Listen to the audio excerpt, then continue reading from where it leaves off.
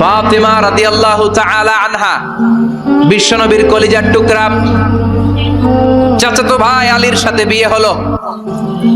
আলী যখন প্রস্তাব দিল ফাতেমার কাছে যে বলে, ও ফাতেমা রাজি আছো কিনা? চুপচাপ, কথা কয় না। বিশ্বনবী বুঝলেন রাজি, দুইজনকে বিয়ে পড়িয়ে দিলেন।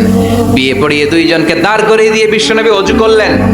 ওযু করার পরে সামান্য কিছু ওযুর পানি ছিল আলীর মাথার মধ্যে ছিটিয়ে দিলেন, বরকতের পানি। সুবহানাল্লাহ কইবেন না? সুবহানাল্লাহ। ওযু করে সাইয়েদনা আলীর মাথার মধ্যে ছিটিয়ে দিলেন আর দোয়া করে দিলেন, বারাকাল্লাহু লাকুমা ওয়া বারাকা আলাইকুমা ওয়া জামাআ বাইনাকুমা ফি খাইর। আল্লাহ তোমাদের দুইজনকে বরকত দিয়ে দাম্পত্য জীবন শুরু করার তৌফিক দান করুক। আবার দোয়া করলেন, আল্লাহুম্মা বারিক লাহুমা ফি বিনাইহিমা, ওদের সম্পর্কে বরকত দেন। ওয়া নাসালিহিমা শিবলিহিমা, ওদের গর্ভে যেই সন্তান আসবে এগুলোর শ্রেষ্ঠ সন্তান বানান। 1 বছরের ব্যবধানে ঘরটাকে আলোকিত করে প্রথম সন্তানের জন্ম হাসান। সুবহানাল্লাহ।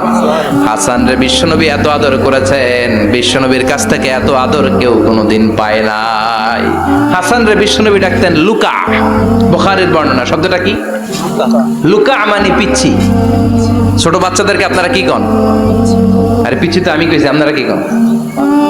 বাচ্চা বলেন, বাবু বলেন, আর কিছু কি বলেন? আর আর কিছু নাই। তাহলে এই যে বাবু পিচ্ছি, হ্যাঁ, এই বাবু পিচ্ছি আরবি হচ্ছে লুকা।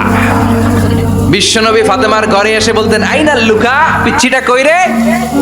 আমার হাসান কই, আমার নানা ভাই কই? আর বিশ্বনবীর আওয়াজ শুনলে হাসান এসে বিশ্বনবীর কাঁধে, আল্লাহু আকবার, আল্লাহু আকবার।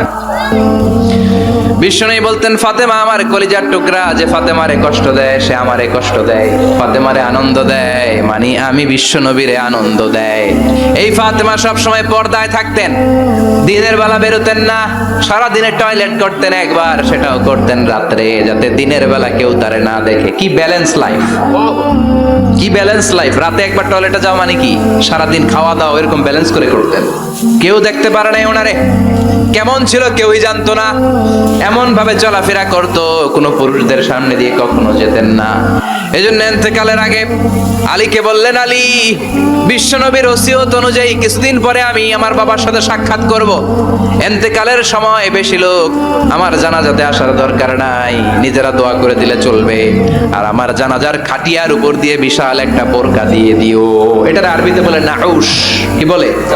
এই প্রথম কোন নারী তার খাটিয়ার উপরে নাউশ ব্যবহার করেছে, জন্য এটাকে বলে সুন্নাতু ফাতিমা, ফাতেমার সুন্নাত। সাইয়েদাতুনা ফাতেমার আগে কেউ জানাজার খাটিয়াতে নাউশ ব্যবহার করে নাই। আল্লাহু আকবার, আল্লাহু আকবার। আলীকে বলে গেলেন, আলী, অল্প কয়েকজন পুরুষ নিয়ে জানাজা দিও।